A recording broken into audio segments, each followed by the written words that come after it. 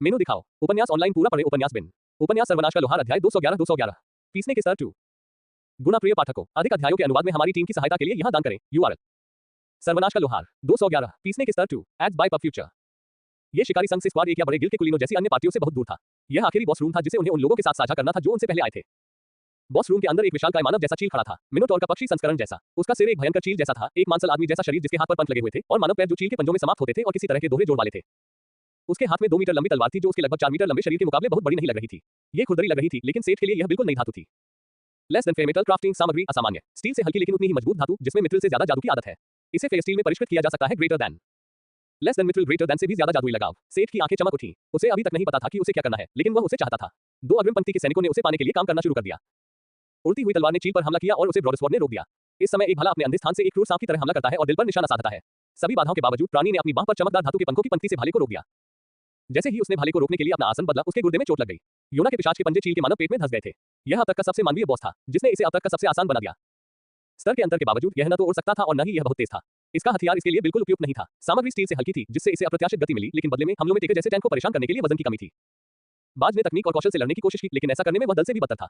पहले हमले की तरह ही घाव बढ़ते गए। जलने के घाव, कट, लेजर शॉट, तीर और कुंड बल ने उसके स्वास्थ्य को तब तक नुकसान पहुंचाया जब तक कि वह अंततः घुटने टेककर मर नहीं गया। यह उम्मीद से कहीं ज्यादा आसान था। लिंक ने आह भरी जब उसने बॉस को काटना शुरू किया। सेठ ने खुशी-खुशी असामान्य ब्रॉडस्वॉर्ड को दूर रख दिया। वह बहुत संतुष्ट था। एक और आश्चर्य वह पंख था जो शिकारी ने बॉस से उकेरे थे। लेस दैन ईगल चीफ का पंख शिल्प सामग्री दुर्लभ। एक बायोमेट्रिक पंख जो सामान्यतः लचीला और मुलायम होता है, लेकिन मैना की आपूर्ति से इसे कठोर और मजबूत बनाया जा सकता है। उसे नहीं पता था कि इसकी कीमत कितनी है, लेकिन इन पंखों ने मोने के भाले को उसकी बढ़ी हुई भेदी शक्ति से रोक दिया था। वे निश्चित रूप से काम आएंगे। उनका रंग लगभग काला था और उनमें कांसे की चमक थी।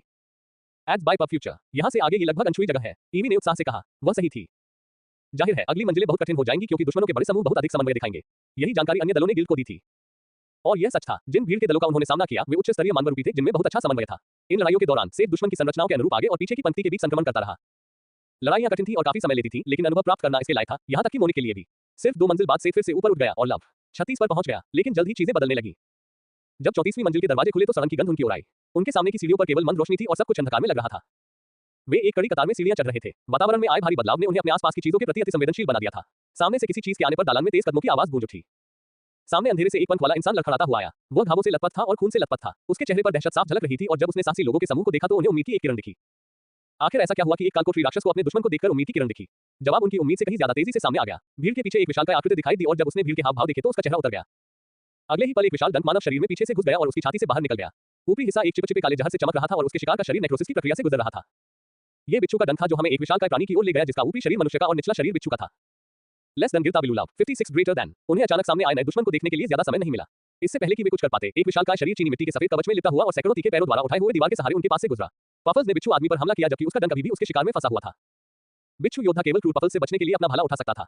इससे कोई मदद नहीं मिली। 2 जोड़ी दरांतियों ने भाले और उसे पकड़े हुए अंगों को काट डाला। आइवेसर के तीखे पैरों ने बिच्छू के शरीर के एक्सोस्केलेटन को आसानी से भेद दिया और उसे अपनी जगह पर सुरक्षित कर लिया। अपनी भुजाओं के बिना राक्षस असहाय था क्योंकि दिव्य जानवर ने अपने जबड़े खोले और सुनहरी लाल टपकाते हुए मानव सिर को जोर से कुतरते हुए काट लिया। जब पफल्स ने बिच्छुओं के झुंड को कुतर दिया तो समूह भयभीत हो गया। उसके द्वारा उत्सर्जित सुनहरे तरल ने राक्षस के शरीर को आसानी से जमीन पर मांस के पोखरों में बदल दिया। पब फ्यूचर द्वारा विज्ञापन। कोई भी हिलता डुलता नहीं था। उसे डर था कि कहीं पालतू जानवर के खाने के दौरान उसे परेशान न कर दे और उसका ध्यान अपनी ओर खींच ले। आईवी सर ने लालच से खाना अपने मुंह में तब तक ठूस दिया जब तक कि तरल मांस के एक उतले पोखर के अलावा कुछ नहीं बचा। एक संतुष्ट डकार ने उसके भोजन के अंत का संकेत दिया।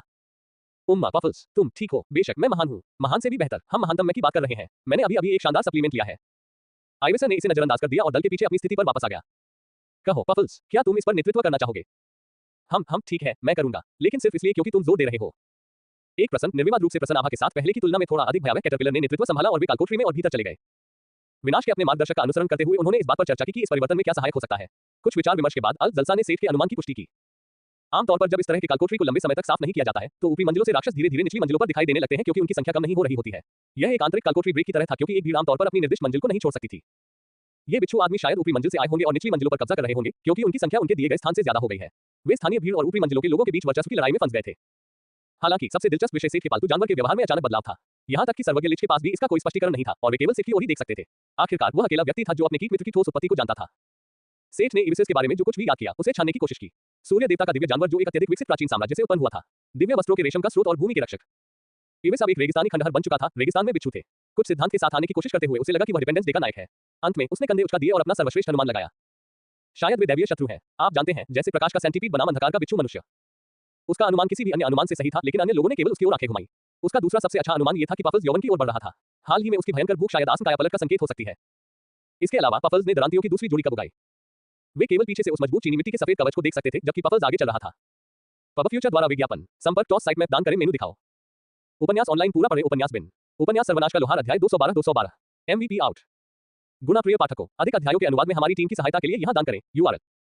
सर्वनाश का लोहार 212 MVP out ads by PubFuture. उन्होंने पफल्स का पीछा 2 मंजिलों तक किया जिसके दौरान पालतू जानवर ने उनके सामने आने वाली हर भीड़ को कुचल दिया और उनके शरीर को खा लिया।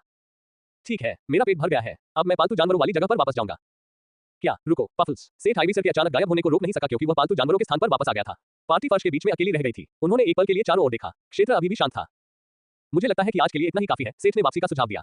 सभी ने गंभीर सहमति में सिर हिलाया, केवल मोनिक ने थोड़ा संकोच किया। वह एक स्तर ऊपर पहुंचने के करीब थी, लेकिन वह समझ गई कि उन बिच्छुओं को हल्के में नहीं लिया जा सकता। प्रत्येक बिच्छू कम से कम एक मध्य बॉस के स्तर का था और यदि वे अपने उपचारक टैंक मोब एक्सटर्मिनेटर के विराम लेने के निर्णय के बाद समूह में प्रकट होते तो यह खतरनाक हो सकता था। इस तरह उन्होंने वापस लौटने का निर्णायक फैसला किया और आखिरी बॉस रूम में वापस चले गए। इस तरह के कालकोठरी में बॉस रूम में प्रवेश द्वार पर वापस जाने के लिए टेलीपोर्टेशन सकल होते थे। हालांकि पफल्स एडवांस के दौरान उन्हें कोई सामग्री नहीं मिली, लेकिन अनुभव कुछ खास नहीं था।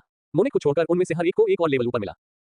सेठ अब 24 AP के साथ लव 36 पर था। वह इंतजार नहीं कर सकता था और उन्हें वापस जाते समय वितरित कर दिया। कारण था लेस देन डिंग शीर्षक हेडस्ट्रॉम प्राप्त हुआ। आप 100 इच्छा शक्ति तक पहुंच गए हैं जो 0.5 मानसिक शक्ति प्रति 1 इच्छा शक्ति greater than ads by PubFuture. इच्छा शक्ति में 100 अंक, अब उसके पास 22 अंक बचे थे। क्या उसे अपने सभी गुणों में 100 अंक प्राप्त करने का प्रयास करना चाहिए? इसके लिए कोई उपलब्धि होनी चाहिए, है ना? सेठ ने इस बारे में सोचा लेकिन इसके खिलाफ फैसला किया। उसने धीरज को 70 तक लाने के लिए 2 अंक, बुद्धिमत्ता को 50 तक लाने के लिए 2 और चपलता को 70 तक लाने के लिए 6 अंक इस्तेमाल किए। इससे उसके पास और 12 अंक बचे जिन्हें उसने ताकत, निपुणता और इच्छा शक्ति के बीच बांटकर प्रत्येक को 104 तक पहुंचाया। इस बिंदु पर सेठ ने कल्पना की कि उसका लेसन पायरोकिनेसिस ग्रेटर देन एक गुप्त हथियार बन जाएगा। जब वे कालकोठरी से बाहर निकले तो सेठ का चेहरा उतर गया। उसे याद आया कि वापस लौटने पर उसे जोना के चमड़े का कवच बनाना होगा। उन्होंने अपने नए स्तरों के अभ्यस्त होने के लिए कुछ दिनों का ब्रेक लेने का फैसला किया। सेठ ने बस हिम्मत जुटाकर जोना के कवच के साथ आगे बढ़ने का फैसला किया। उसने इसे चीजों को परखने के एक मौके के रूप में देखा। दलदली न्यूट अपनी ताकत या अपनी रक्षा के लिए नहीं जाने जाते थे। वे जिस चीज के लिए जाने जाते थे वह थी उनकी पुनर्जनन क्षमता जो ट्रोल से भी ज्यादा शक्तिशाली थी। ट्रोल के विपरीत वे अपने कटे हुए सिर से भी शरीर को फिर से उगा सकते थे। इससे उनका चमड़ा मूल्यवान और सस्ता हो गया। एक कुशल शिकारी या साहसी व्यक्ति नमूने को मारे बिना चमड़ा इकट्ठा कर सकता था। वे सचमुच उसका सिर काट सकते थे और शरीर लेकर भाग सकते थे। यह अफसोस की बात थी कि उनका प्रजनन नहीं हो सका क्योंकि उनके अंग स्वास्थ्य औषधि जैसी चीजों के लिए भी बहुत उपयोगी थे। इस चमड़े से बना कवच स्वास्थ्य पुनर्जनन में भारी वृद्धि देगा जो जोना के लिए एकदम सही था, जो मुख्य रूप से अपने स्वास्थ्य को संसाधन के रूप में उपयोग करके अपने कौशल का प्रदर्शन करता था। वह इसे एक प्रयोग के रूप में भी इस्तेमाल कर सकता था। जब से उसे टोरेल और नेडल से दस्ताने मिले थे तब से वह कुछ नया करने की कोशिश करना चाहता था। सेठ को लगा कि टोरेल उसे ये सब सिखाएगा। क्योंकि उसे इतनी जल्दी जाना था इसलिए वह अपनी प्रशिक्षुता पूरी नहीं कर पाया। अग्नि दस्तानों पर चमड़े के प्रयोग से उसे लेस देन सुदृढ़ीकरण ग्रेटर देन का उपयोग करने का विचार आया।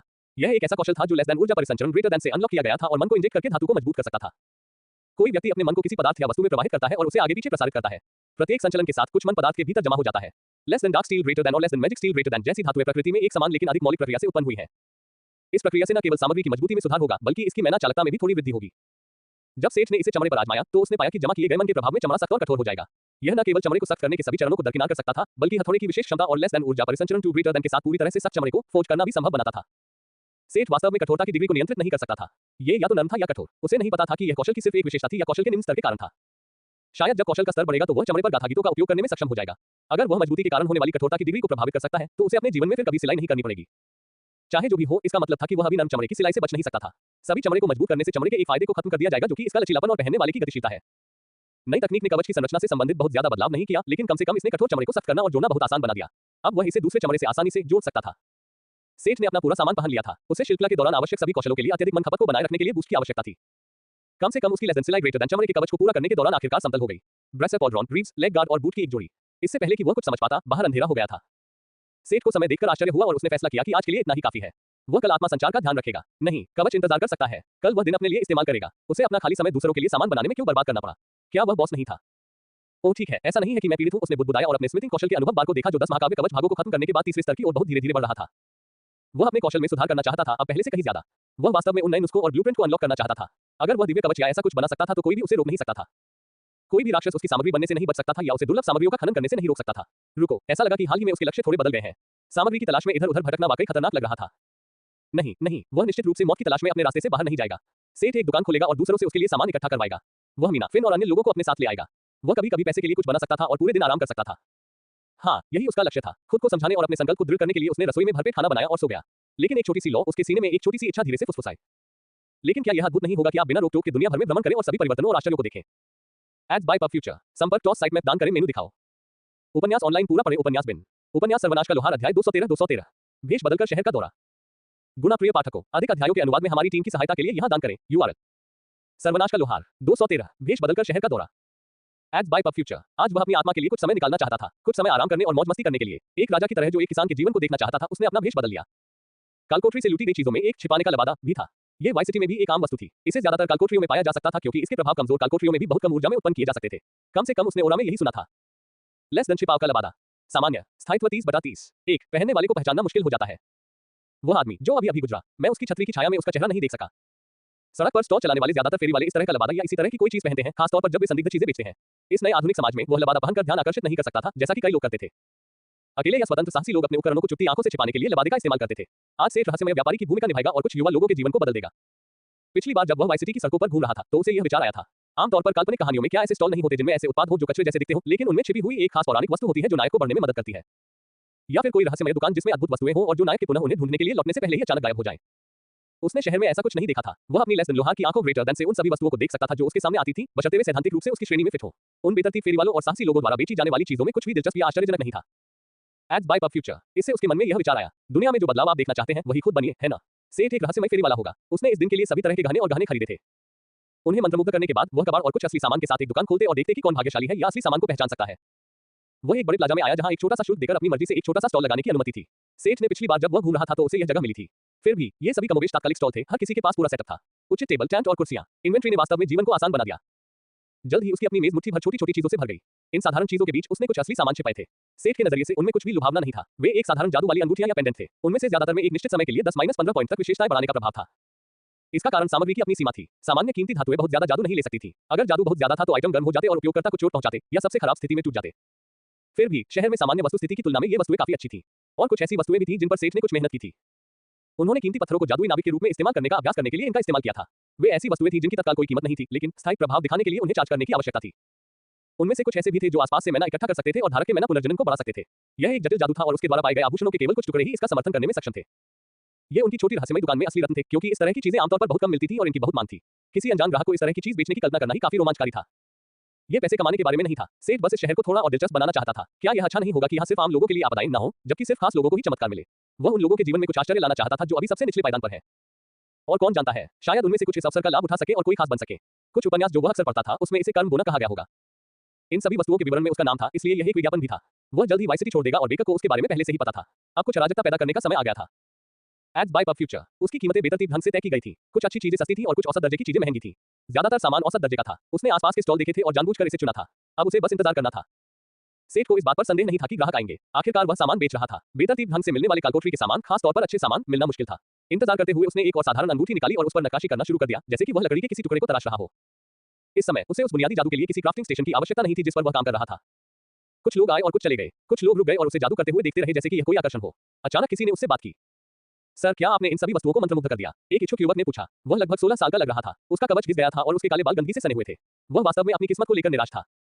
मैं तो एक मामूली व्यापारी हूँ। ये मास्टर स्मिथ की कलाकृतियां हैं। मैं तो बस उनके सामान बेचते समय थोड़ी बहुत नक्काशी का काम करता हूँ। मास्टर, लड़का अचानक भयभीत हो गया। शांत हो जाओ बेटा, मैं तुम्हारी क्या मदद कर सकता हूँ? नहीं, मुझे लगता है कि मैं ठीक हूँ। मैं वास्तव में एक तहखाने से कुछ खोज रहा हूँ। सेठ ने भौहें उठाई जब लड़का जल्दी से चला गया। सेठ ने इसे अनदेखा कर दिया। कोई भी व्यक्ति भाग्य को लोगों पर थोप नहीं सकता। अरे वाह, ये सारे आभूषण तो देखो, एक लड़की ने अपने साथी की ओर देखते हुए कहा। उसने एक सफेद पुजारिन की पोशाक पहनी हुई थी, शायद एक कालकोठरी की तरह। उसके बगल में बैठे आदमी ने एक साधारण गहरे रंग का चमड़े का सेट पहना हुआ था और उसकी कमर के पीछे 2 खंजर थे। उसने केवल चुपचाप सिर हिलाया और सेठ की मेज की ओर देखा। Ads by PubFuture. क्या ये सब जादुई है? गोरी महिला ने उत्साह से पूछा। हाँ, उन सभी का कम से कम एक प्रभाव होता है। उनमें से अधिकांश एक विशिष्ट गुण को बढ़ाते हैं, सेठ ने समझाया। वाह, तुमने ये सब कहां से उगाया? वे खेती से नहीं बनाए गए हैं। उन्हें मास्टर स्मिथ द्वारा मंत्रमुग्ध किया गया था। निर्मित। लड़की ने अचानक एक जटिल चेहरा बनाया और अपने साथी की ओर देखा। फिर से लोगों ने शिल्पकृत वस्तुओं पर इतनी अजीब प्रतिक्रिया क्यों की? शायद उसे उन्हें बताना ही नहीं चाहिए था, लेकिन मूल्यांकन कौशल वाला कोई भी व्यक्ति उन्हें बता सकता है कि ये शिल्पकृत वस्तुएं थीं, तो वह झूठ क्यों बोलेगा? आप दूसरे व्यक्ति हैं जिन्होंने अजीब तरह से प्रतिक्रिया व्यक्त की जब मैंने बताया कि वे शिल्पकृत थे। क्यों? तुम्हें नहीं पता? लड़की का खामोश साथी आगे बढ़ा और गंभीर स्वर में बोला। उसकी मुद्रा तनावपूर्ण लग रही थी, मानो वह खुद को रोक रहा हो। मैं डेल्टा से एक घुमंतु व्यापारी हूँ। मैं कल ही वाई सिटी पहुंचा हूँ। मुझे कैसे पता चलेगा? सेठ ने सहजता से उत्तर दिया। वह आदमी थोड़ा शांत हुआ और फिर भावशून्य स्वर में अपनी बात समझाने लगा। हाल ही में जाली वस्तुओं के मामले सामने आए हैं। लोग किसी व्यापारी से कोई बहुत बढ़िया हथियार या वस्तु खरीदते थे और कुछ समय बाद वह गायब हो जाती थी। जब वे उसे देख नहीं रहे होते थे या फिर युद्ध के बीच में होते थे तो वह उनके हाथ में रहते ही गायब हो जाती थी।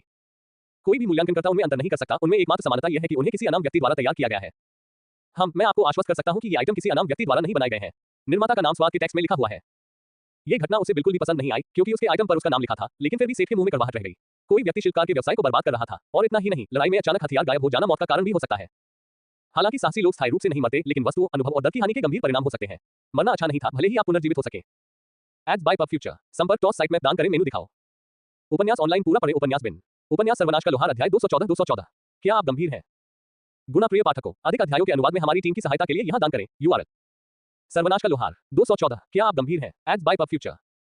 तो क्या आप हमें मूल्यांकन से वस्तु खरीदने से पहले उसकी जांच करवाने की अनुमति देंगे? सामान खरीदने और बेचने वाले लोगों के अलावा स्वतंत्र मूल्यांकन या कारीगर जैसे सेवा प्रदाता भी थे जो दूसरों के लिए वस्तुओं का मूल्यांकन करके अपना पैसा कमाते थे। सेठ सहमत हो गए लेकिन बेहतर वस्तुओं को अलग रख दिया। ये दोनों अगर कुछ खरीदने से पहले मूल्यांकनकर्ता को नियुक्त करने का विकल्प चुन सकते थे तो वे बहुत अमीर थे। ऐसे लोगों के लिए औसत दर्जे का सामान ही काफी था। गरीबों की मदद करो और अमीरों को लूटो। ये रहस्यमय विनम्र व्यापारी सेठ की सम्मान संहिता थी। ये वह दिन नहीं था जिसकी उसने कल्पना की थी, लेकिन अगर किस्मत ने उसे पैसे देने पर मजबूर किया तो वह मना नहीं करेगा। वे दोनों जल्द ही एक लंबे दुबले पतले आदमी के साथ वापस लौटे।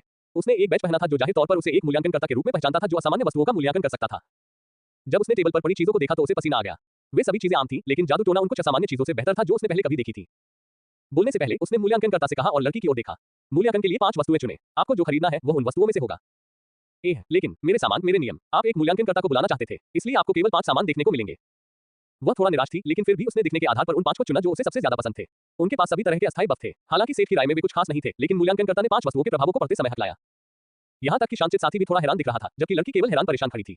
उनके लिए यह इस तथ्य के बारे में अधिक था कि एक सामान्य वस्तु का इस तरह का प्रभाव होता है, जबकि वे केवल असामान्य वस्तुओं से समान प्रभाव जानते थे। इसे पूरा करने के लिए निर्माता को कितना कुशल होना पड़ेगा। तुमने कहा था कि तुम कहां से आए हो? उसने हंसते हुए पूछा। डेल्टा, सेठ ने मुस्कुराते हुए कहा। Ads by PubFuture. और ये तुम्हें वहां मिले? हाँ, वे लोहार स्मिथ द्वारा बनाए गए थे। यदि आप नाम पर हंसेंगे तो मैं आपको कुछ भी नहीं बेचूंगा। कितना? उसने पागल सी नजर से पूछा। 50,000 ले लो या छोड़ दो, सेठ ने जवाब दिया। मैं उन सभी को ले लूंगी, उसने कहा और उसकी आंखें लगभग घूम गईं। उसने पीछे बैठे अपने साथी से बात किए बिना ही तुरंत फैसला कर लिया था। तुम्हें सिर्फ वो 5 मिलेंगे। इसका मतलब है 250 के, उसने एक शालीन मुस्कान के साथ कहा।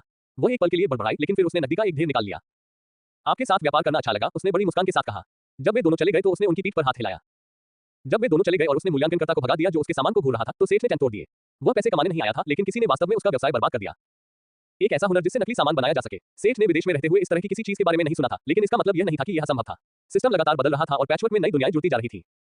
वह इसके अस्तित्व पर विश्वास करने के लिए तैयार था, लेकिन उसे यकीन था कि लोग नकली को पहचान नहीं पा रहे थे। इसका कारण कम मूल्यांकन स्तर था। सेठ किसी भी हथियार, कवच और सहायक उपकरण का मूल्यांकन पौराणिक से कम करने में सक्षम था। मैं उन लोगों को ढूंढ निकालूंगा जिन्होंने मेरा मजा खराब किया। नहीं, मेरा मतलब उन बदमाशों से है जो लोगों को ठग रहे हैं और अपनी जान जोखिम में डाल रहे हैं। हाँ, पफ, जरूर, सेठ, न्याय का नायक, आगे बढ़ो। हे गौरवशाली नायक, लिच ने मन ही मन हंसी उड़ाई। क्या तुम्हें मेरी नीयत पर संदेह है? सेठ ने आक्रोश से पूछा। नहीं, मैं आपके इरादों पर कभी संदेह नहीं करूंगा। मुझे पूरा यकीन है कि आप उन्हें पीड़ा देंगे और उनके कार्यों और शायद उनके अस्तित्व पर पछतावा करेंगे। जिस चीज पर मुझे संदेह है वह है आपकी प्रेरणा, न्याय के प्रिय सहयोगी। उद्धरण चिन्ह। सेठ ने थोड़ा बड़बड़ाया, लेकिन वास्तव में उसके उकसावे का जवाब नहीं दिया। उसकी नजरें विभिन्न स्टॉलों और उनके सामानों पर घूम रही थी और विसंगतियों की तलाश कर रही थी। उसे संदेह था कि उसमें किसी के पास इतना कौशल है कि वह उसकी लेस देन लोहार की आंखों ग्रेटर देन को बेवकूफ बना सके। इसमें उतना समय नहीं लगा जितना उसने सोचा था। उसे जल्द ही एक स्टॉल मिल गया जिसमें चमकीले दिखने वाले हथियार थे। वे बहुत अजीब लग रहे थे और बहुत हद तक उन चीजों की तरह थे जो आपको अत्यधिक सजे धजे काल्पनिक खेलों में मिलती हैं। क्या लोग ये चीजें सच में खरीदते थे? उनमें से एक तो हैंडल सहित स्टील का एक विशालकाय टुकड़ा जैसा दिखता था। लेस देन क्लस्टर तलवार निर्माण, असामान्य, क्षति 135, स्थायित्व 300, 1 जोड़ 95% सटीकता, 2 ब्रेव 480% क्षति पहुंचाने वाला एक भारी हमला। दूसरी दुनिया के योद्धा का हथियार क्लाउड, ग्रेटर देन। यह एक असली हथियार की तरह लग रहा था, सिवाय इसके कि यह अपने आकार और रेटिंग के हिसाब से कमजोर लग रहा था। महत्वपूर्ण जानकारी शायद ये थी कि इसे एक निर्माण कहा जाता था। मेज पर रखी सभी वस्तुएं एक निर्माण थी। दुकान का मालिक एक अच्छा कपड़ा पहने मोटा व्यापारी था जिसकी मुस्कान बहुत ही मधुर थी। Ads by PubFuture. अब उसे इस बारे में क्या करना चाहिए? अरे, निर्माण क्या है? उसने व्यापारी से एक अच्छी मुस्कान के साथ दिलचस्पी से पूछा। व्यापारी का चेहरा उतर गया, वह सदमे से मुंह बिचक रहा था। उसे अपना संयम वापस पाने में कुछ पल लगे, लेकिन उसका चेहरा अभी भी पसीने से लथपथ था। प्रिय ग्राहक, मुझे नहीं मालूम कि आप किस बारे में बात कर रहे हैं। उसने टिश्यू पेपर से अपना माथा पोंछा। ओह, सच में? लेकिन आप यहाँ बहुत सारी चीजें बेच रहे हैं। नहीं, असल में ये सभी चीजें किसी भी तरह की रचना है। सेठ मेज पर झुक गया और व्यापारी के चेहरे के बहुत करीब आ गया। नहीं, मुझे सचमुच नहीं मालूम। तुम मुझे बता सकते हो। कुछ भी बुरा नहीं होगा, हम दोस्त हैं, है ना? सेठ ने लेस देन सेठ की आवाज ग्रेटर देन को सक्रिय कर दिया था और उसके शब्द दूसरे के कानों में घुस गए। उसकी आंखें थोड़ी चौड़ी हो गईं। सेठ कौशल का उपयोग करके उससे बात करता रहा क्योंकि उसका मन तेजी से खत्म हो रहा था। ओह ठीक है, मुझे नहीं लगता कि इसमें कोई नुकसान है। निर्माण हमारे नस्लीय भ्रम जादू का उत्पाद है। जब तक मन रहता है तब तक उनका एक भौतिक रूप होता है और जब शक्ति समाप्त हो जाती है तो वे गायब हो जाते हैं। नस्लीय भ्रम जादू। हाँ, हम नेवले लोग भ्रम फैलाने में बहुत अच्छे हैं। कुछ लोग तर्क दे सकते हैं कि लोमड़ी बेहतर है, लेकिन मैं आपको बता दूं, कोई भी हमें हरा नहीं सकता। सेठ को लगा कि उसकी कुशलता कुछ ज्यादा ही काम कर गई। शायद ये नेवला व्यक्ति सिर्फ चालें समझने में कमजोर है। ऐसा ही होना चाहिए। वह व्यापारी से बात करता रहा और उसने जल्द ही मामले का पूरा दायरा बता दिया। वीजल लोग हाल ही में पथ निर्माण के माध्यम से उठ में आए थे और अविकसित वाई सिटी में फैल गए थे। वे आसानी से इस जगह पर वस्तुओं के भूखे बर्बर लोगों को अपनी रचनाएं बेच सकते थे। सेठ जितना व्यापारी के साथ घनिष्ठ होता गया उतना ही उसका बुरा व्यक्तित्व सामने आया। इसमें एक साहसी व्यक्ति के बारे में बताया गया था जो गंदी हंसी के साथ उसके हाथ में निर्माण के गायब हो जाने के बाद मर गया था। ये कितना हास्यास्पद था कि उसके साथी आए और आंसू बहाते हुए ये हास्यास्पद कहानी सुनाई। ऑफ द रिकॉर्ड इसने उसे ये भी बताया कि कैसे इसने और इसकी कंपनी ने उस पार्टी पर घात लगाकर हमला किया और उसे गायब कर दिया। इस शहर में ऐसे बहुत कम लोग थे जो उनके शानदार भ्रम को देख पाते थे। यह इतना मजेदार था कि वे जो चाहे कर सकते थे। एक बार जब वह लय में आ गया तो वह लगातार बोलता रहा। अब सेठ वास्तव में कोई नायक या सामरी नहीं था और उसने पहले से ही लोगों को उसका मजा खराब करने के लिए कष्ट देने की योजना बना ली थी। लेकिन ये बस उत्तेजक था। वह जानवरों को शहर में उनके कारनामों के बारे में एकलाप करते हुए सुनता रहा जब से वे यहाँ आए थे। व्यापारी का चेहरा अब पूरी तरह से बदल चुका था। उसकी हरकतें पूरी तरह से बिखर चुकी थीं और वह उससे ऐसे बात कर रहा था जैसे वह उसका कोई क्रूर दोस्त हो जो उसके साथ हंस रहा हो। क्या हम एक ड्रिंक लें और बातें करते रहें? मैं तुम्हें लड़कों से मिलवा सकता हूँ। ये तो बहुत बढ़िया होगा, सेठ ने शांत मुस्कान के साथ कहा।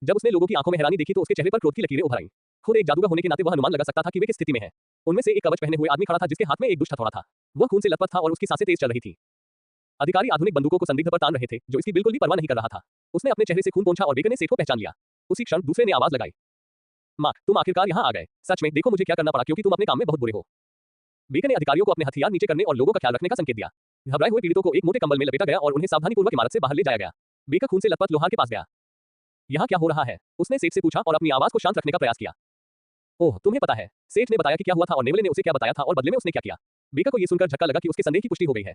उसने बाहर देखा जहां अधिकारी पीड़ितों की देखभाल कर रहे थे। उन सभी को उनके भ्रम से मुक्त होने में बहुत समय लगेगा। यह शर्म की बात है कि आपने उनमें से किसी को भी चोट पूछताछ के लिए जीवित नहीं छोड़ा। अगर हमें उनकी संरचना के बारे में अधिक जानकारी होती तो उन्हें रोकना आसान होता। ओह, आप इसे ले सकते हैं, सेठ ने कहा और अपना खाली हाथ ऊपर उठाया। क्या अब तुम मेरा मजाक उड़ा रहे हो? बेकर ने खाली हाथ को घूरते हुए पूछा। ओह, तुम इसे नहीं देख सकते। मेरी गलती है, माफ करना। मैं इसे इस बक्से में रख दूंगा। भगवान कोई नेक्रोमेंसर या ऐसा कुछ ढूंढे। यह उनके नेता या उच्च पदस्थ सदस्य की आत्मा है। कम से कम यह आदेश तो दे रही थी। तुमने कैसे किया? नहीं बताऊंगा। मैं अब जा रहा हूँ। आज मैंने तुम्हारा बहुत ज्यादा काम कर दिया। ऐसा कहकर वह चला गया और मार्क को हाथ में एक बक्सा लिए खड़ा छोड़ गया। पब फ्यूचर द्वारा विज्ञापन। संपर्क टॉस साइट मैप दान करें।